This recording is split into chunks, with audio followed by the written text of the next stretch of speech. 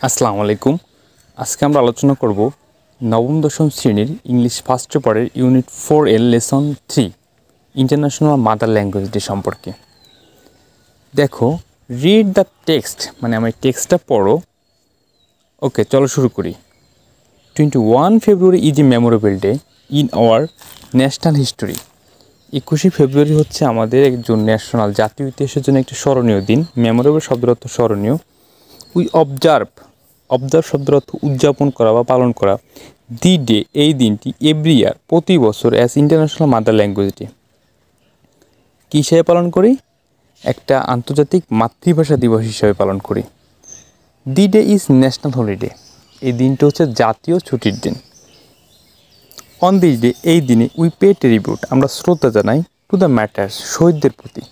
আমরা এই দিনে কাদের শ্রদ্ধা জানাই? শহীদদের প্রতি শ্রদ্ধা জানাই। Who laid down the lives to establish Bangla, যারা বাংলাকে প্রতিষ্ঠিত করার জন্য শহীদ হয়েছে। As a state language in undivided Pakistan in 1952, 1952 সালে অবিভক্ত পাকিস্তান থেকে যারা বাংলাকে রাষ্ট্রভাষা হিসেবে প্রতিষ্ঠিত করার জন্য শহীদ হয়েছে তাদের প্রতি আমরা কী জানাই? শ্রদ্ধা জানাই। দি স্ট্রাগল তাদের যে আত্মত্যাগ বা তাদের সংগ্রাম, টু অ্যাচিভ আমরা অর্জন করি আওয়ার ল্যাঙ্গুয়েজ রাইটস আমাদের ভাষার অধিকার।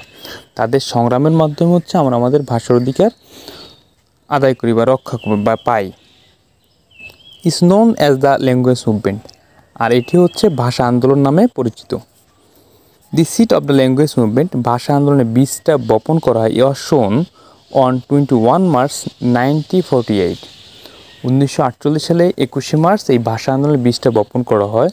হোয়েন যখন Mohammad Ali Jinnah the governor general of Pakistan, পাকিস্তানের জেনারেল গভর্নর মোহাম্মদ আলী জিন্নাহ যখন ঘোষণা করে declared in a public meeting in Dhaka, মানে একটা জনসভায় বা একটা পাবলিক মিটিংয়ে যখন মোহাম্মদ আলী জিন্নাহ ঢাকাতে ঘোষণা করে যে কী ঘোষণা করে?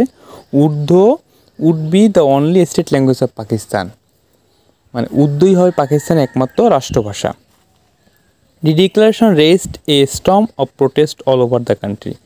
দি ডিক্লারেশন এই যে ঘোষণা, raised a storm of protest মানে একটা ঝড়ের প্রতিরোধ, মানে ঝড় গতিতে প্রতিরোধ গড়ে ওঠে অল ওভার দ্য কান্ট্রি সারা দেশব্যাপী। The protest continued non stop, মানে এই যে প্রতিরোধ ব্যবস্থা এটা চালিয়ে যেতে থাকলো, কোনো থামাথামি নাই। Gathering momentum day by day দিন আর দিনকে আর ঘনিয়ে আসলো। It turn into a movement পরবর্তীতে এটি একটি আন্দোলনের রূপ নেয়। And reached it climax in 1952, আর এর ফলপ্রসূ থেকে 1952 সালে যে ভাষা আন্দোলনটা হয়। The government outlaw all sorts of public meeting and rallies to stop it, মানে সরকার নিয়ম করে কি সমস্ত ধরনের ছোটোখাটো যে র্যালি মিটিং এগুলো কি বন্ধ থাকবে। The student of Dhaka university defined the law, তারা একটা আইন জারি করে। কী আইন জারি করে ঢাকা ইউনিভার্সিটি স্টুডেন্টরা? অ্যান্ড ব্রট আউট বেরিয়ে পড়ে a peaceful protest procession on 21 February 1952, 1952 সালে 21 ফেব্রুয়ারি তারা একটি শান্তিপূর্ণ মিছিল বের করে। When the procession reach near Dhaka medical college, যখন তাদের মিছিলটা ঢাকা মেডিকেল কলেজের কাছে পৌঁছইল, the police open fire on the student, police কী করলো? গুলি করা শুরু করলো। কিলিং সালাম, রফিক, বরকত, শফিউর অ্যান্ড জব্বার, এইগুলিতে রফিক, সালাম, বরকতেরা প্রাণ দিল। অ্যাজ এ রেজাল্ট যার ফলে there are mass protest all over the country, সারা দেশে একটা অরাজকতা শুরু হইলো, একটা গ্যাঞ্জাম শুরু হইলো। The government had to declare Bangla as a state language, পরবর্তীতে কী করলো? সরকার বাধ্য হয়ে বাংলাকে রাষ্ট্রভাষা হিসেবে ঘোষণা করলো। দিস ক্লিন্ডেড the strikes of independence movement of Bangladesh, এই যে স্ফুলিঙ্গ সংগ্রাম বা আন্দোলন পরবর্তীতে স্বাধীনতা আন্দোলনে রূপ নেয় বা পরবর্তীতে বাংলা